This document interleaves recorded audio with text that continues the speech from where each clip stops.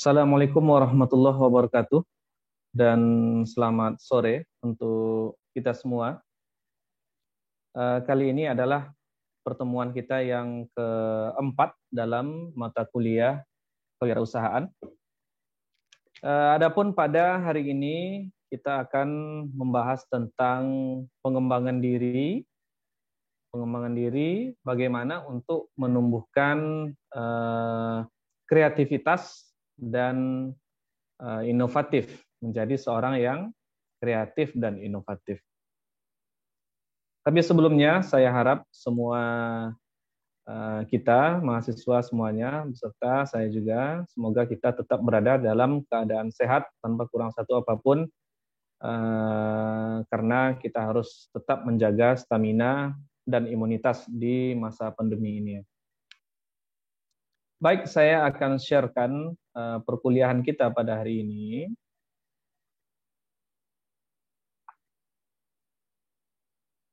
Jadi sebagaimana yang saya sebutkan di awal tadi, hari ini kita akan membahas tentang pengembangan diri. Bagaimana trik atau bagaimana cara menjadi seorang yang kreatif dan inovatif. Tentunya di sini adalah menjadi seorang entrepreneur atau wirausahawan. Nah, kita mulai dari sini. Yang pertama, sebetulnya apa sih kreativitas itu? Kita pelajari dulu teorinya. Nah, kreativitas itu adalah memikirkan sesuatu yang baru. Kemampuan seorang untuk melahirkan sesuatu yang baru, baik berupa gagasan, ide, maupun karya nyata yang relatif berbeda dengan apa yang telah ada sebelumnya. Nah, jadi itu juga termasuk pada pengertian dari kreativitas. Jadi kreatif itu beda-beda tipis dengan inovatif ya. Nanti kita akan lihat inovatif itu seperti apa ya. Jadi di sini saya tekankan kreatif, berpikir kreatif, memunculkan buah pikiran, idea, gagasan, karya. Nah, apapun itu yang jelas itu adalah sesuatu yang ada keterbaruannya, berbeda dengan produk-produk sebelumnya. Jadi itu kreatif ya. Nah, jadi di sini ditekankan bahwa kreatif dalam entrepreneurship itu tentunya adalah kreativitas ke arah bisnis. Baik itu kreatif yang berhubungan dengan maksud saya kreatif berhubungan dengan strategi bisnisnya, atau kreatif dalam menghasilkan atau dalam membuat produk, dan bisa juga kreatif menghasilkan ide-ide strategi pemasarannya seperti apa. Jadi itu juga termasuk ke dalam kreativitasnya. Nah, jadi kita perlu berpikir kreatif. Seorang entrepreneur itu pola pikirnya harus kreatif. Melihat dengan sudut pandang baru, menemukan hubungan baru, dan membentuk kombinasi baru. Itu adalah kreatif. Nah, sekarang kita lihat satu-satu. Sudut pandang baru. Apa maksudnya? Nah, jadi sudut pandang ini maksudnya adalah cara kita melihat sesuatu itu kita pandang dari sudut yang berlainan. Misal dulu orang memikirkan bahwa belajar dengan secara tatap muka itu adalah hal yang paling diminati oleh semua orang untuk sharing knowledge ya, atau menuntut ilmu. Tetapi di era digital ini, orang melihat jadi sudut pandangnya itu adalah sudut pandang era digital. Artinya apa? Artinya ya bisa saja di era digital ini metode pembelajaran secara tatap muka itu tidak lagi merupakan hal yang terbaik, tetapi justru ya memanfaatkan teknologi yang ada, misalkan secara online, ya itu bisa kita katakan sebagai suatu gagasan yang baru ya. Nah, sebagaimana yang bisa kita lihat saat ini, suksesnya ruang guru itu, nah itu mengancam kalian selaku mahasiswa, khususnya mahasiswa pendidikan fisika yang dididik untuk menjadi seorang guru ya. Nah, artinya seorang guru atau lulusan sarjana fisika atau lulusan sarjana pendidikan itu harus mampu berkompetisi tidak hanya secara lokal tetapi juga mampu berkompetisi secara global. Karena ya seperti tadi, seperti ruang guru. Siapa yang tidak kenal hari ini ruang guru? Mungkin hampir di sekolah-sekolah itu sangat banyak anak-anak yang berlangganan dengan ruang guru. Artinya apa? Artinya sekolah tertinggal. Metode tatap muka itu tertinggal. Anak-anak lebih memilih dan lebih mudah paham belajar menggunakan ruang guru misalnya seperti itu. Kenapa? Karena dianggap itu sesuatu yang baru. Nah, lalu yang kedua tadi menemukan hubungan baru. Nah, jadi hubungan baru. Nah, misalnya dulu hubungan atau keterkaitan antara peralatan IT ini seperti handphone, laptop, dengan proses pembelajaran dulu tidak terlalu berhubungan. Tetapi di era pandemi ini kita bisa lihat bahwa handphone ataupun komputer atau laptop ya sangat erat hubungannya karena dia merupakan salah satu penunjang pelaksanaan pembelajaran. Kemudian membentuk kombinasi baru. Nah, ini juga penting. Ini juga merupakan suatu ide kreatif. Bagaimana cara kita meramu sesuatu yang sebelumnya sudah ada, tetapi kita membuatnya dalam satu kemasan yang baru, dalam kombinasi baru. Nah, ini juga merupakan pola pikir kreatif. Nah, di sini disebutkan the art of creative thinking. Jadi di sini yang menemukannya adalah Robert W. Olson mengemukakan pertanyaan dasar. Apa kreativitas itu? Mengapa manusia berkreasi? Lalu apa hambatan untuk menjadi kreatif? Nah, kita akan lihat ya. Nah, ternyata didefinisikan kreativitas itu adalah suatu kemampuan untuk menciptakan. Kreativitas dianggap sebagai kemampuan untuk menghasilkan gagasan baru, ide baru, cara baru. Nah, atau disebut juga sebagai wawasan segar. Segar itu adalah terbaru. Nah, sedangkan dari semua makhluk yang ada di dunia ini hanya manusia yang dikaruniai akal untuk merubah perilaku ke arah yang lebih berbudaya, merencanakan kehidupannya dan melahirkan gagasan kreatif dengan memiliki kemampuan self-determination, menentukan pilihan sendiri dengan pertimbangan tanggung jawab. Nah, maksudnya apa? Maksudnya di sini makhluk selain manusia itu karena dia tidak punya akal, dia tidak bisa kreatif. Ya. Sementara manusia itu selalu kreatif. Pak, lalu gimana dengan misalnya tikus yang punya 1000 jalan untuk masuk ke dalam rumah misalnya? Apakah itu tidak dikategorikan kreatif? Lalu seekor monyet untuk mengambil makanan misalnya, atau mencuri makanan misalnya, dia melakukan berbagai cara. Apakah itu tidak digolongkan kreatif? Atau kancil misalnya. Untuk menyeberangi sungai, dia menyuruh buaya berbaris. Lalu dia meniti punggung buaya. Apakah itu tidak termasuk kreatif? Cara baru untuk dia. Nah, sebetulnya itu semua yang dilakukan oleh binatang itu adalah bentuk trial and error. Mereka mencoba-coba. Itu bukan dikategorikan kepada kreatif. Kenapa? Kreatif itu adalah sesuatu yang buah hasil pikiran yang dipikirkan. Sementara binatang tidak mempunyai akal dan pikiran, sehingga mereka hanya mencoba-coba saja. Seperti tikus, cobalah lewat sini, kebetulan di sini ada lubang, cobalah. Di mana keluarnya? Nah, seperti itu. Jadi tidak kreatif. Ya.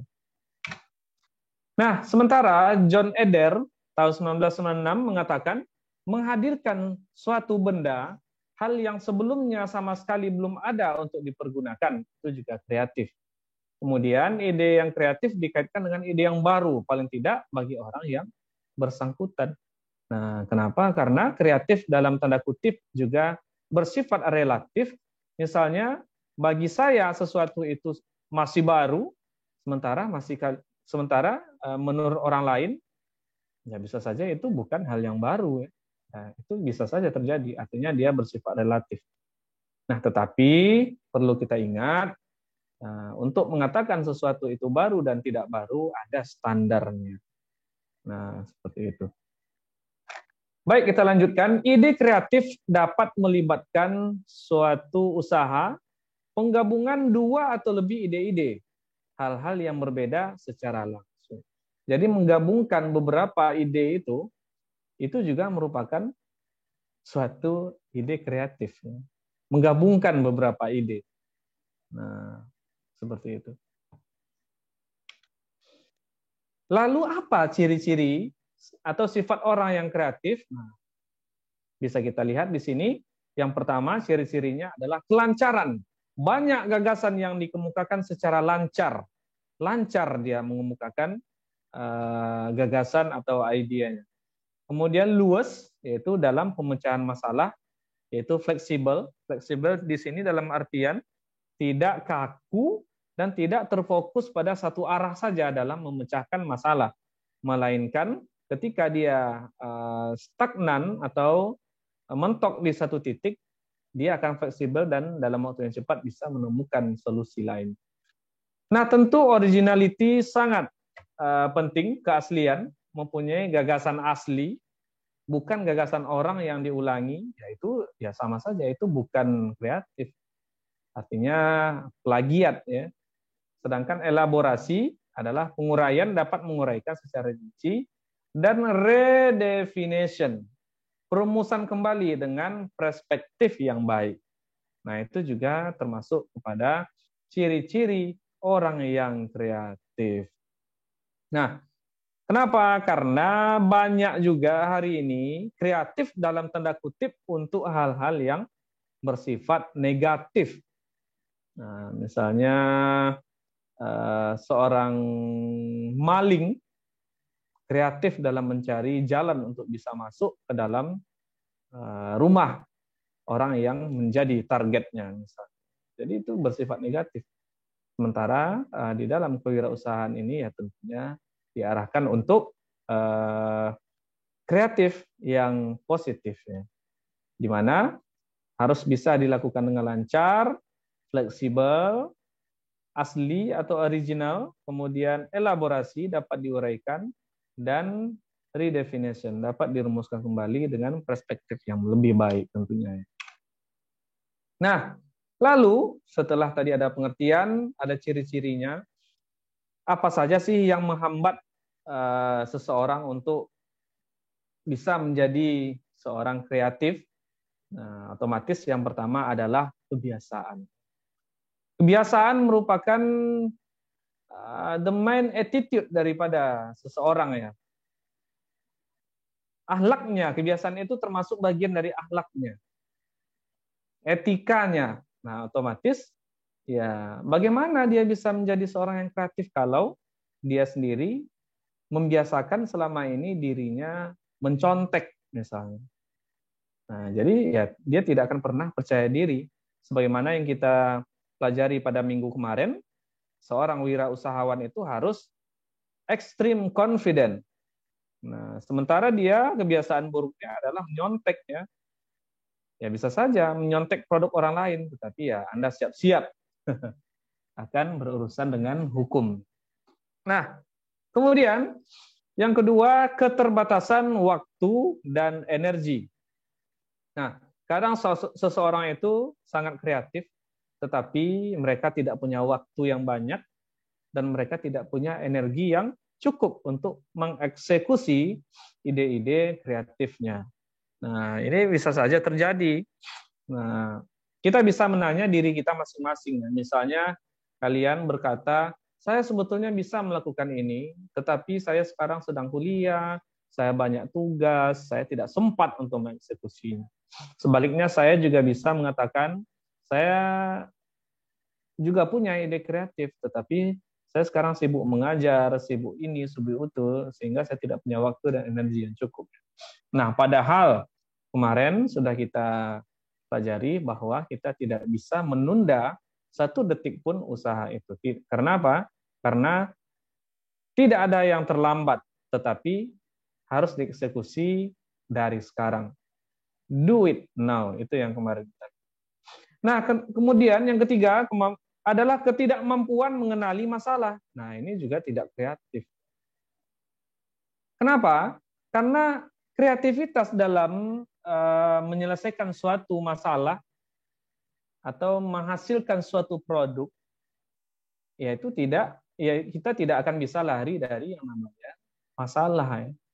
Produk itu lahirnya dari masalah. Contoh lampu yang diciptakan oleh Thomas Alva Edison. Ya dari masalah. Dulu orang malam itu menjadi masalah karena adanya kegelapan. Orang tidak bisa beraktivitas. Aktivitas orang ketika itu sangat-sangat terbatas oleh waktu, yaitu hanya di siang hari, di malam hari gelapnya. Nah, sehingga dari masalah itu dipikirkan oleh Thomas Alva Edison sehingga dia dapat menciptakan sebuah lampu. Nah, takut gagal. Takut gagal sudah tentu ya. Ini merupakan hambatan seseorang bersifat kreatif. Kita ingin mencoba sesuatu yang baru, otomatis kita harus siap untuk menanggung segala resiko. Nah, kenapa? Karena menjadi seorang entrepreneurship haruslah mampu bertanggung jawab. Bertanggung jawab artinya ya mampu menanggung resiko. Kemudian kritik orang lain, nah ini juga dapat menghambat kreativitas. Tetapi bagi saya, hambatan yang ini, kritik orang lain ini, bagi saya akan menghambat bagi orang-orang yang niat untuk berentrepreneurship-nya itu belum mantap ya, belum matang. Tetapi jika orang sudah matang dan sudah mantap, maka ya kritik orang lain itu tidak akan dijadikannya sebagai hambatan, melainkan dijadikannya sebagai motivasi dan untuk membuktikan kepada dirinya bahwa dia harus atau saya harus berhasil dalam menjalankan usaha. Nah, selanjutnya puas diri dan tidak berpendirian, ya ini tentu saja. Puas diri, puas dengan capaian, nah, tidak ingin menambahnya, ya tidak akan muncul kreatif. Kemudian kesulitan memusatkan konsentrasi, ini juga merupakan suatu hambatan ya, yaitu sulit memusatkan konsentrasi karena bisa saja karena banyak aktivitas, banyaknya kesibukan lain membuat Anda atau pelaku entrepreneurship itu kesulitan dalam memunculkan ide-ide barunya. Jadi itu ada banyak hambatan kreativitas.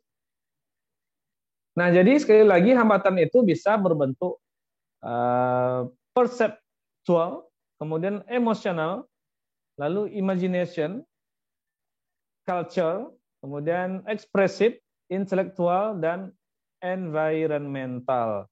Artinya apa? Lingkungan juga sangat berpengaruh ya. Tetapi di sini saya juga melihat intelektual. Intelektual ini kecerdasan seseorang. Nah, artinya apa? Orang yang cerdas juga akan dapat menghasilkan kreativitas yang baik ya, atau yang banyak. Nah, ini perspektif ya. Nah, seperti gambar ini bisa kita lihat dari berbagai macam perspektif. Nah, bisa saja ini seekor binatang ini ya. Ya ini, lalu binatang ini manjat seperti ini. Lalu bisa juga dipandang ini adalah seorang anak, ini kepalanya, ini rambutnya, yang bisa saja. Jadi tergantung perspektif kita melihat. Nah, apabila ada pertanyaan atau tebak apa yang akan terjadi, nah kita baca, Romeo dan Juliet terbujur kaku di lantai. Air tergenang di dekat mereka. Satu-satunya jendela di ruangan itu terbuka. Nah, kira-kira apa sebenarnya yang terjadi? Nah, ini untuk salah satu untuk melatih kemampuan kita berpikir kreatif. Ya. Baik, ternyata kejadiannya adalah dua ikan tengah berenang dalam akuarium. Mereka yang terletak di dekat jendela, tiba-tiba angin bertiup kencang dan meniup gorden jendela. Gorden tersebut lalu mengenai akuarium dan menjatuhkan. Mereka ikut terlempar ke lantai dan lama-lama mati karena tidak bisa hidup tanpa air. Ternyata kedua ikan inilah yang tadinya disebut sebagai Romeo dan Juliet. Ya. Nah, jadi ya perspektif bisa beda-beda. Kemudian melihat dengan sudut pandang baru. Melihat dengan sudut pandang baru, sebenarnya masalah yang kita hadapi tidak berubah. Tetapi yang kita ubah adalah cara kita dalam memandang masalah itu. Melalui tentunya pola pikir positif. Nah, misal memandang kegagalan sukses sebagai sukses yang tertunda, bukan kegagalan sebagai alasan untuk frustasi berat. Nah, jadi ini bentuk berpikir positif dalam memandang suatu kegagalan. Nah, jadi pemikir kreatif selalu akan bertanya, bentuknya seperti apa, warnanya apa, baik itu warna dalam tanda kutip, iramanya seperti apa, seninya seperti apa, penggunaannya seperti apa, komponennya, materialnya seperti apa, bagian-bagiannya mana dan seperti apa, serta ukurannya seperti apa. Berapa ukurannya? Nah, seorang yang kreatif akan selalu memikir kata-kata ini. Nah, sekarang dari skim itu, nah bisa kita lihat, ini di sini ada handphone, ada sebuah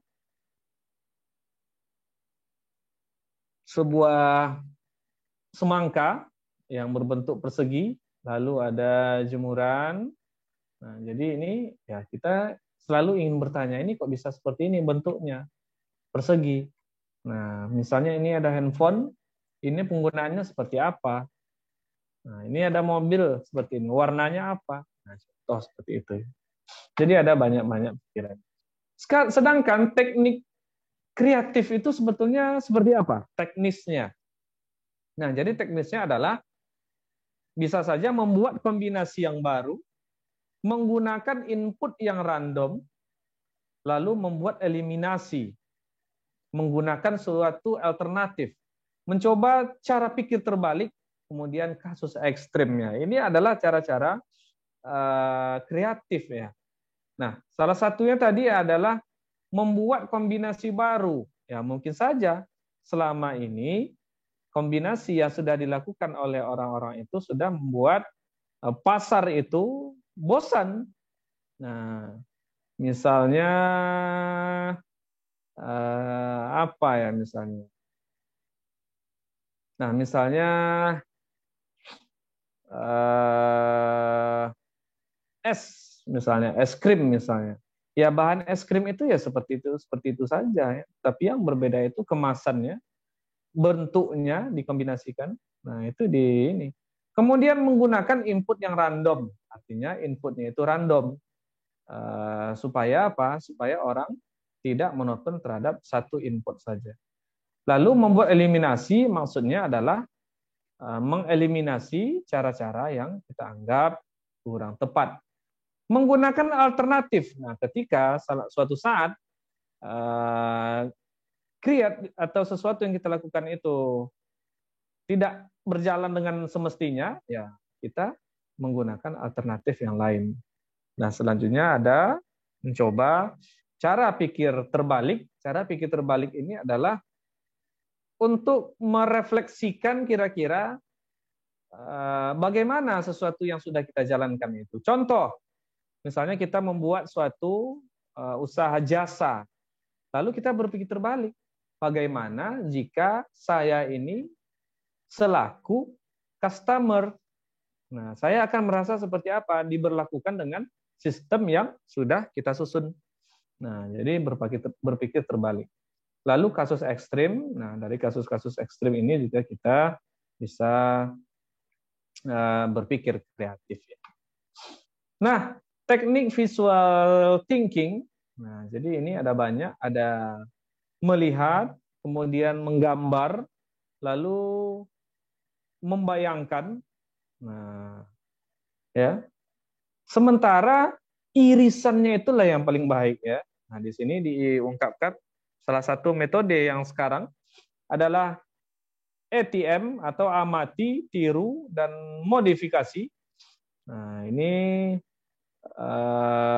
juga termasuk ke dalam berpikir kreatif, nah, tetapi dengan memanfaatkan sesuatu yang sudah ada, tinggal kita modifikasi ya, edit dan modifikasi.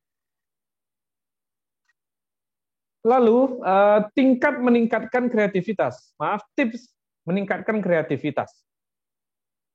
Nah, terkadang kita ini kreatif, terkadang tidak kreatif. Itu mungkin semua kita bisa merasakan.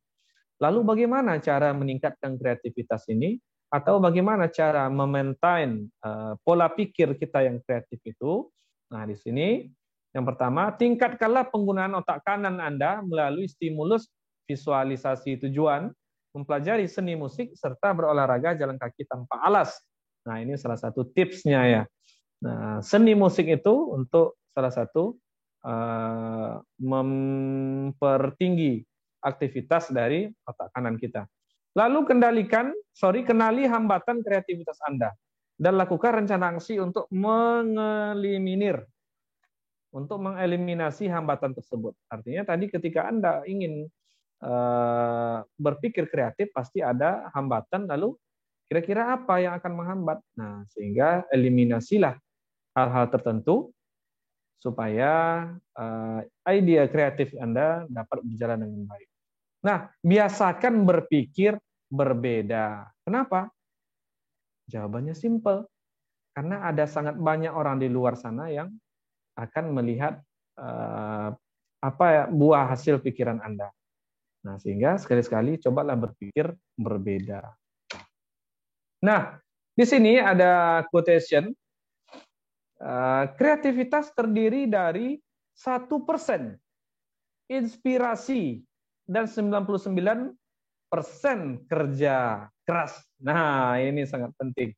Ini kebetulan tadi sudah sempat kita contohkan di awal, Thomas Alva Edison, di mana dia adalah seorang penemu lampu pijar.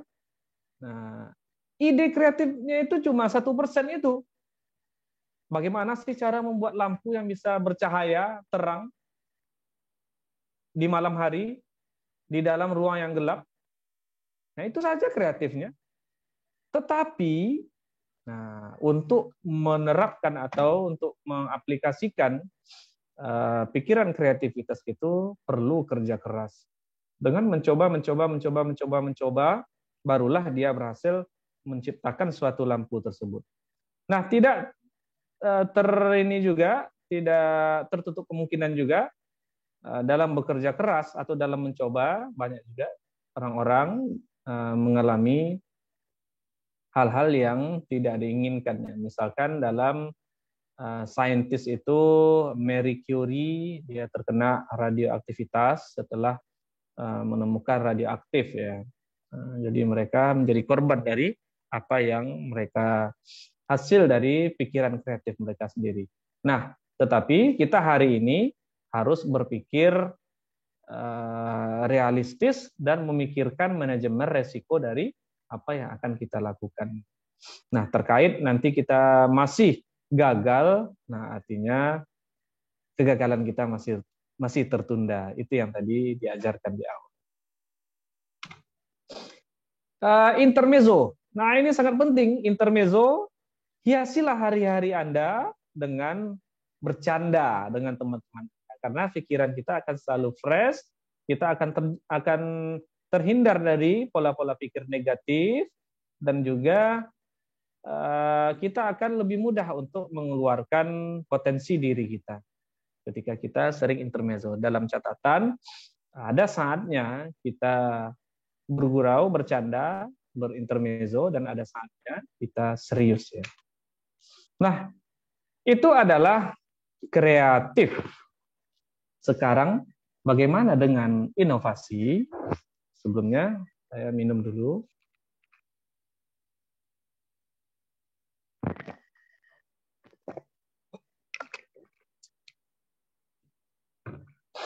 Nah, John Eder tadi yang mendefinisikan kreatif juga John Eder.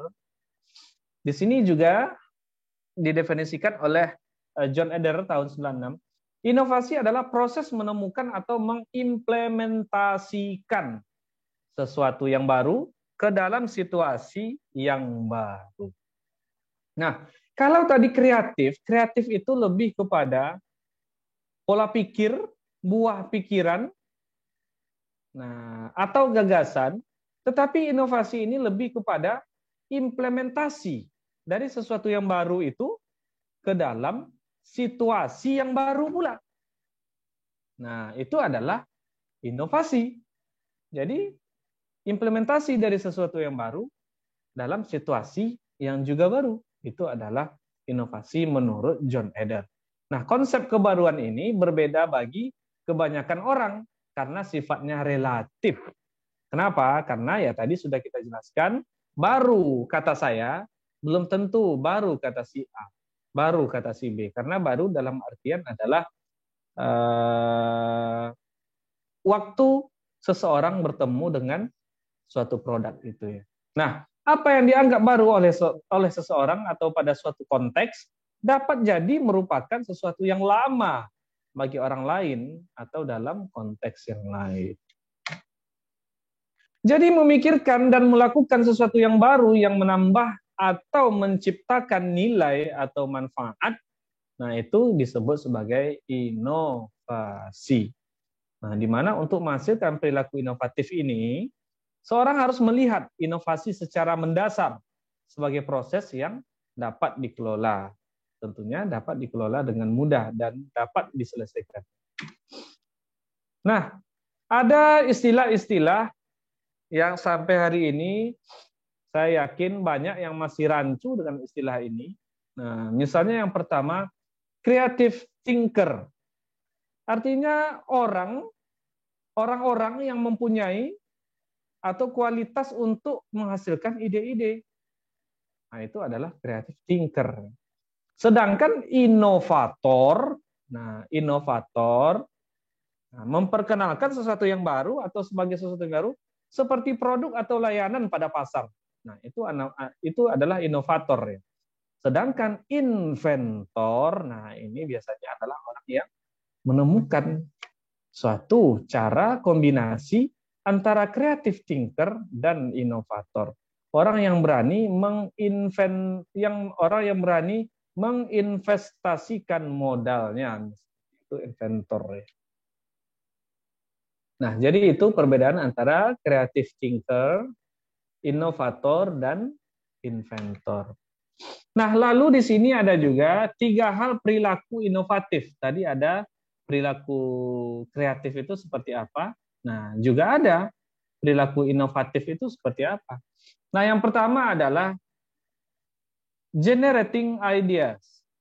Mampu atau individu atau kelompok mampu menghasilkan gagasan untuk mengembangkan produk, proses pelayanan yang ada sebelumnya atau menciptakan sesuatu yang baru. Nah, seperti itu. Jadi sekali lagi, mampu menghasilkan gagasan untuk mengembangkan produk, proses pelayanan, teknologi, atau untuk menciptakan sesuatu yang baru. Nah, itu generating ideas, menghasilkan ide. Yang kedua, harvesting idea, yaitu meliputi kelompok yang sama dalam mengumpulkan, menyaring, dan mengevaluasi gagasan. Masih meliputi kelompok yang sama dalam mengumpulkan, menyaring, dan mengevaluasi gagasan. Nah, selanjutnya yang ketiga adalah develop. Developing atau develop, kata dasarnya adalah mengembangkan, implementing this idea, mengimplementasikan ide. Nah, masih melibatkan kelompok dalam mengembangkan dan meningkatkan gagasan sampai pada diberikan tanggapan yang berasal dari orang lain. Nah, artinya di sini pengembangan ini juga melibatkan kelompok sampai suatu saat nanti dilibatkan orang lain yang dimintai tanggapannya, ya, saja ini dianggap sebagai untuk melihat customer point of view-nya. Bagaimana sih pandangan customer terhadap sesuatu yang kita kembangkan itu. Lalu karakter individu yang memiliki perilaku inovatif itu seperti apa? Nah, tadi ciri-cirinya. Kalau sekarang karakternya seperti apa? Orang yang berperilaku inovatif. Nah, yang pertama memiliki visi yang jelas, tidak hasil yang akan dicapai. Terhadap hasil yang akan dicapai. Lalu bahkan ketika mereka belum memiliki titik awal yang pasti, bagaimana untuk mencapainya? Nah, jadi mereka belum tahu dari mana memulainya, tapi mereka sudah punya visi, sudah punya target yang jelas terhadap sesuatu yang akan dicapai. Lalu mendefinisikan sasaran secara spesifik dan mengambil manfaat dari kegiatan yang dilakukan. Nah, selanjutnya mampu menghadirkan contoh masalah atau wujud nyata, ide untuk membujuk dengan rasional, kemudian mendapatkan dukungan tidak hanya dari atasan, tetapi juga dari rekan kerja maupun bawahan. Biasanya orang-orang yang inovatif itu, kenapa? Karena inovatif itu pasti didukung oleh semua orang. Terkait kita menyisihkan dulu hal-hal yang berbau politis ya. Sehingga semua orang merasa mereka itu partner dalam kegiatan. Lalu yang kelima, karakternya adalah berani dan mampu mengambil risiko yang telah diperhitungkan. Ini yang tadi sudah kita sempat bicarakan, berani tetapi kita sudah memikirkan kira-kira apa risiko dari sesuatu yang kita ambil. Selanjutnya mampu memotivasi dan menginspirasi orang lain, mampu mempengaruhi untuk menggerakkan dukungan dan sumber daya yang ada agar kegiatan berjalan, mampu mengatasi hambatan dengan baik terhadap setiap campur tangan atau oposisi. Nah, ini orang yang kreatif itu tidak mudah menyerah. Kenapa? Karena selama ini kita lihat setiap kita berpikir atau setiap kita mencoba memikirkan sesuatu yang berbau positif, maka sudah bisa kita pastikan akan ada elemen-elemen, komponen-komponen orang di sekitar kita atau di lingkungan kita yang akan memandang itu adalah sesuatu yang negatif, sehingga mereka akan menghambat. Ya, itulah seorang yang berpikir kreatif akan bisa menyelesaikan itu semua. Nah, selanjutnya memiliki ketekunan menjaga momentum setelah adanya penurunan antusiasme anggota kelompok. Mampu meyakinkan seluruh anggota kelompok agar terlibat secara penuh dan adil dalam setiap penghargaan yang diberikan. Jadi itu artinya apa?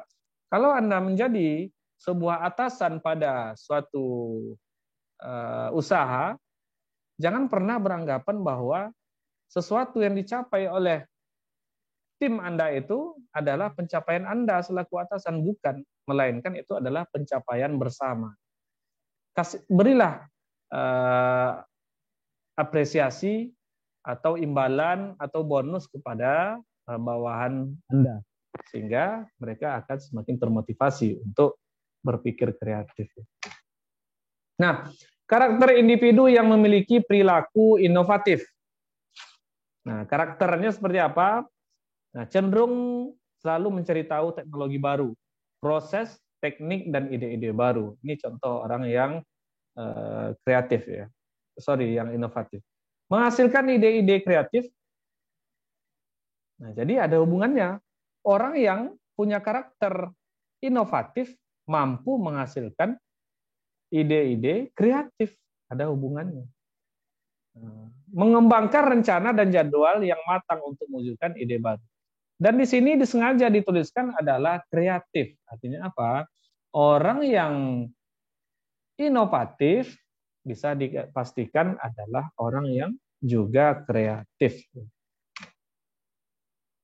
Nah, jadi ini ada tahap-tahap perilaku inovatif. Ada perilaku inovasi dimulai dari pengenalan masalah, kemudian berusaha mencari dukungan, lalu menyelesaikan ide tersebut, membuat modul prototipe inovasi dalam wujud nyata yang dapat dirasakan dan disentuh. Kemudian perilaku inovatif merupakan proses yang bertahap, kegiatan yang berbeda dan dengan perilaku individu yang berbeda sesuai dengan yang dibutuhkan pada setiap tahapnya. Nah, itu adalah tahapan dari inovasi. Ada 3 tahapan umumnya. Nah, model perilaku inovatif individu. Nah, seperti apa modelnya? Di sini bisa kita lihat. Yang pertama, ada 4 sistem yang saling berinteraksi, yaitu ada yang pertama sistem lingkungan dan perilaku inovatif. Level individu, nah lingkungan pada level individu, pada level diri kita masing-masing, lingkungan masih merupakan interpretasi kognitif situasi kelompok yang diberi label lingkungan psikologis.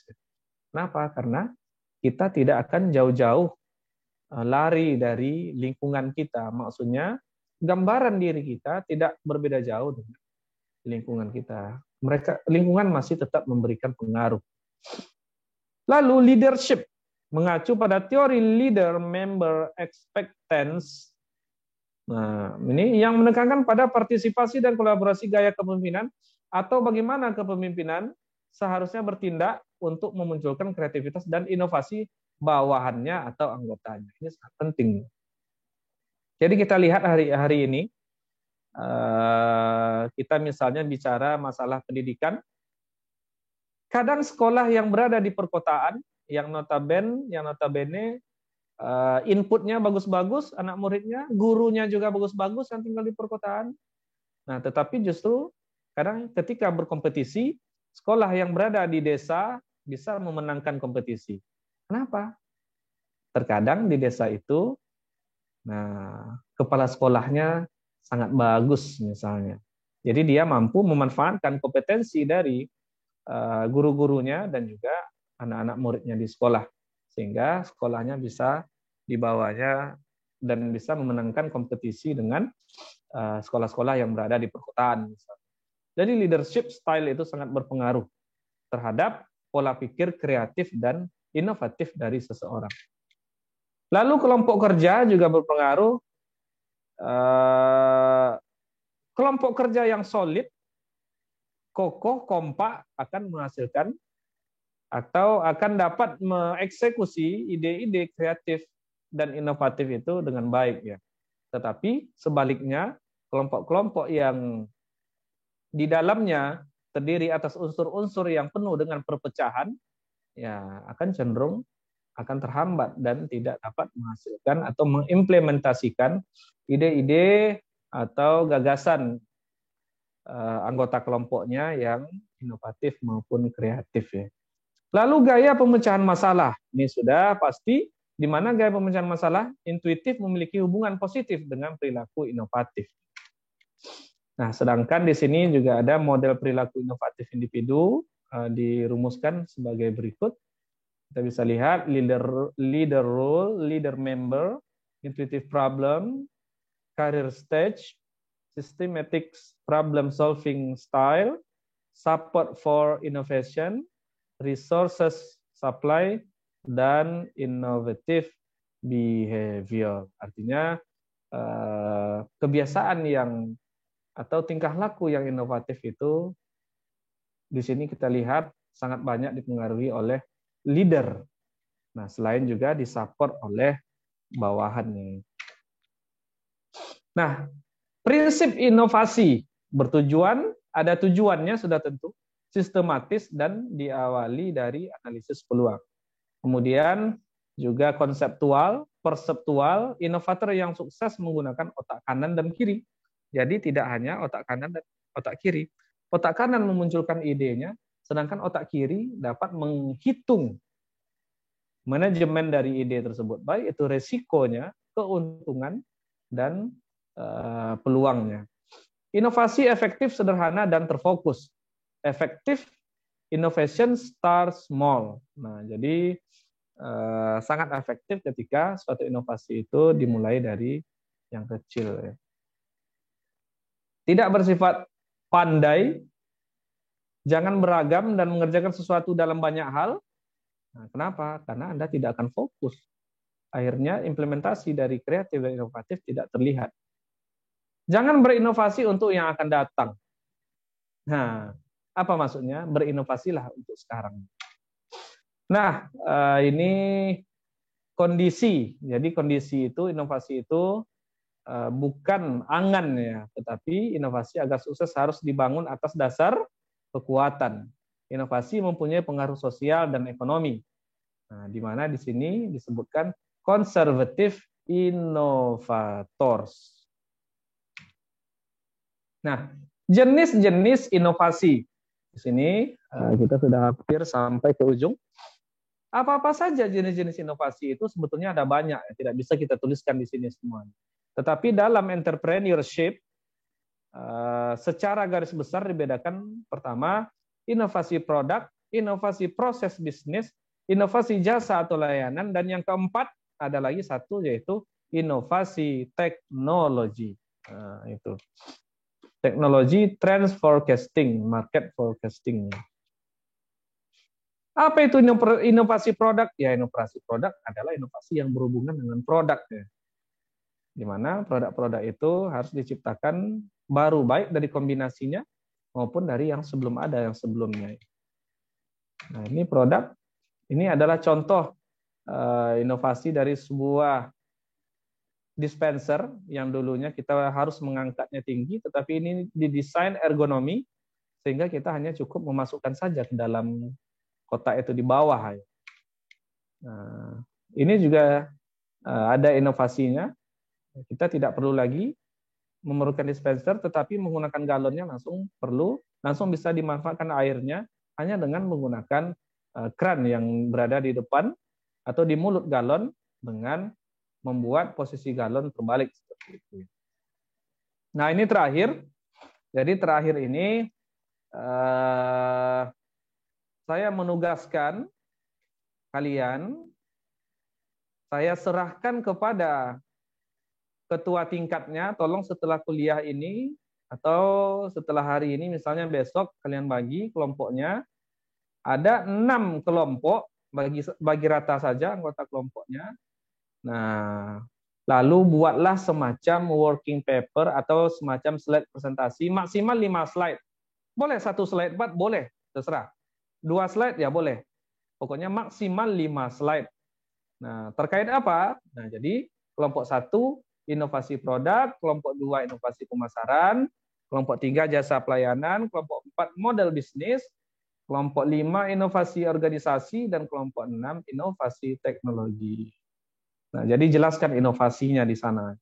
Misalnya seperti dispenser tadi ya, kita harus menjelaskan dari proses pertama dispenser dulu seperti apa, proses transformasi teknologinya, contoh ya. Nah, inovasinya seperti apa tahun ke tahun.